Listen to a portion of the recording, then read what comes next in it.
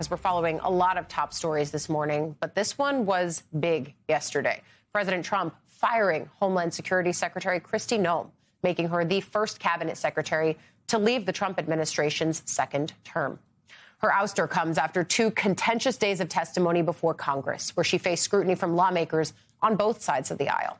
The president didn't offer any explanation for the firing, but a costly DHS ad campaign is believed to have been a big factor.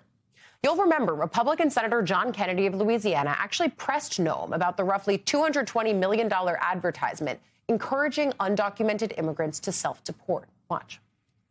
The president approved ahead of time you spending $220 million running TV ads across the country in which you are featured prominently. Yes, sir. We went through the legal processes, did it correctly. Did the president know you were going to do this? Yes. He did? Mm-hmm. Yes. Okay. And one thing, Senator, I think would be helpful to know is how effective that communications has been. That well, they overwhelmingly were effective in your name recognition. I mean, I personally just, I mean, to me, it puts the president in a terribly awkward spot. Yeah, those ads have Noem all over them. Great for name recognition for any politician with future goals. He's right there. The White House later denied, though, any spending approval on ad campaigns. And Kennedy said Trump actually called him after the hearing, quote, mad as a murder hornet, and asked his opinion about a possible replacement for Noem. Noem will now take on a newly created diplomatic role described by Trump as envoy for the Shield of the Americas. It's focused on a Western Hemisphere security initiative. Honestly, no one's ever heard of it before now. But beyond the ad campaigns, Kristi Noem's time as DHS secretary and the lead up to her selection are marked by a series of controversies. Noem faced backlash, for instance, over passages in her memoir describing how she fatally shot a young dog on her family farm, an account that resurfaced during this week's Senate hearings, drawing sharp criticism from Republican Senator Thom Tillis of North Carolina. I read your book last week, and honestly, some of the parts of it impressed me, but some of it distresses me. And I'll give you a good example of one that does.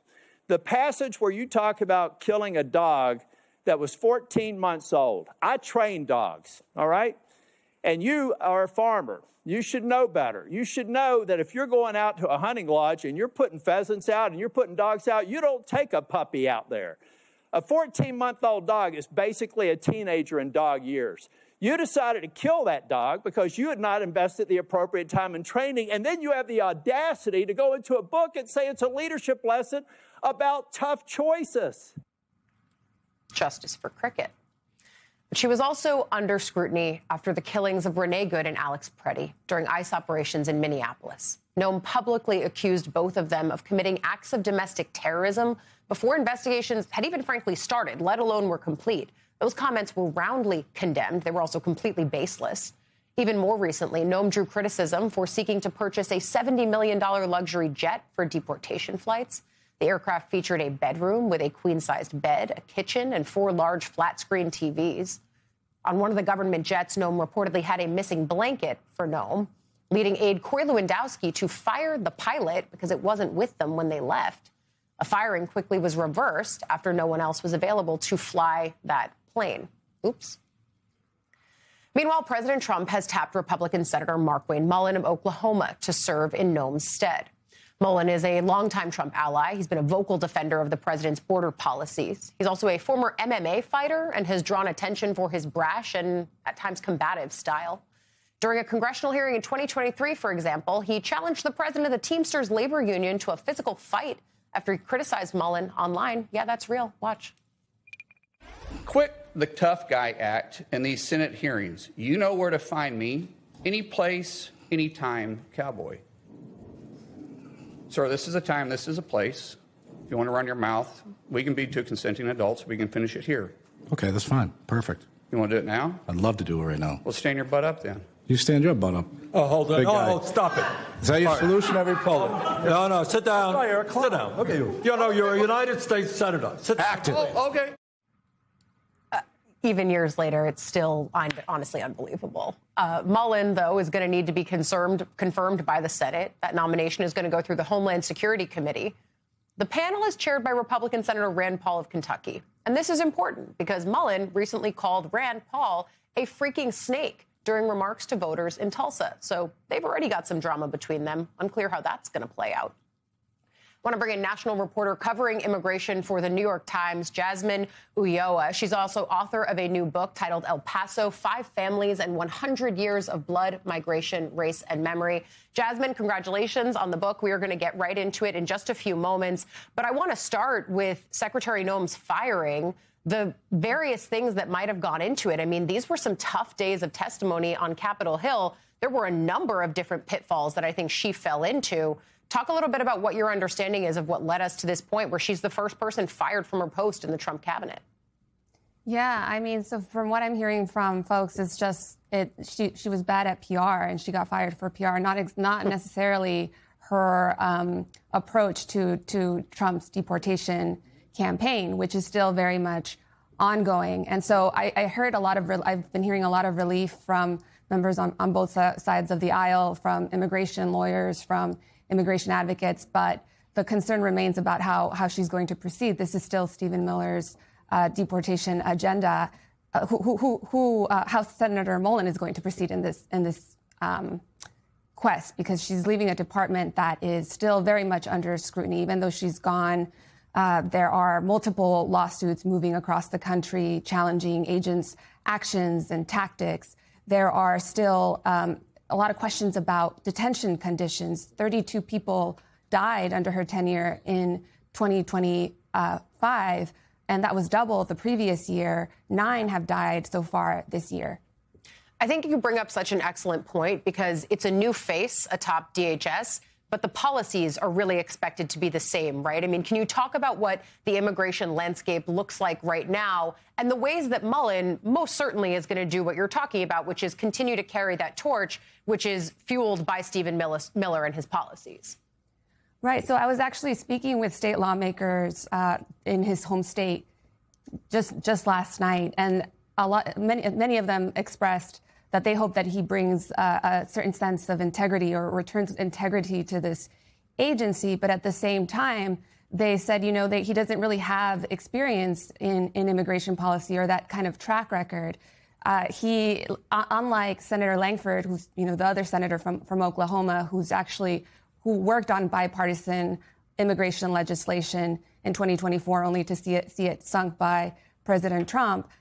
Mullen doesn't have that type of experience. What he does have is a track record on being loyal to Trump and defending his policies. So again, they don't really see the change, right? It's more of a change in figure, in the figurehead at the top.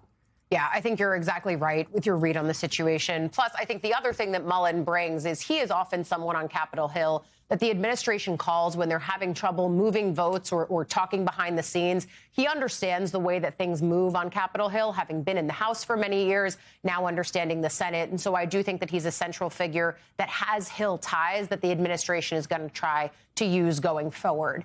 But I think for you, as someone who is not just a beat reporter on immigration, but has written this really beautiful book, a sweeping human history of both the town that you were born and raised in, but then also about the immigration landscape in this moment. I wonder how you're layering both of these topics together as we watch immigration be a central topic of the second Trump administration, but then also given the background and the stories that you tell in this beautiful book.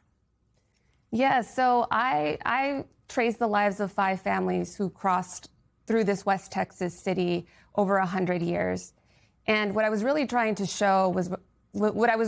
capture was how El Paso has been this critical gateway into the land that would become the United States long before Ellis Island ever existed. And that this history is critical to understanding the nation's immigration battles today. And not only how those have shaped Latino identity, but how they are reshaping the identity of the nation itself. How has the Trump agenda added to that reshaping? I mean, we're seeing it in all forms, right? It's playing out on the streets every day.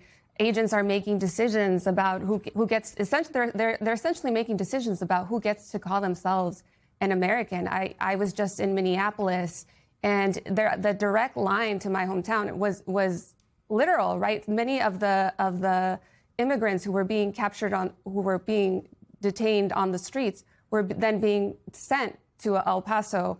And I just think there's a lot of fear and uncertainty in Latino communities over how people look. And they're concerned about the way they look, the way they speak English. They're concerned about leaving their home. Yeah. And so you're really, really seeing that play out today on the streets. And if you look, the historical record shows that this isn't the first time this has happened. This has happened over multiple generations. And that's why I wanted to really capture these families, show how their experiences have been shaped by immigration, and they in turn have shaped the city and the country. And also just to remind people of the human beings that are at the center of this conversation that is, yes, about policy and politics, but that's not where it should be centered and bogged down. We are talking about human beings who are just seeking the best for their families and trying to move through a system that is overwhelmed and broken. The new book is really important. It's called El Paso, 5 Families and 100 Years of Blood, Migration, Race, and Memory. New York Times national reporter Jasmine Ulloa, thank you for coming on, and congrats again on the book. Thank you so much.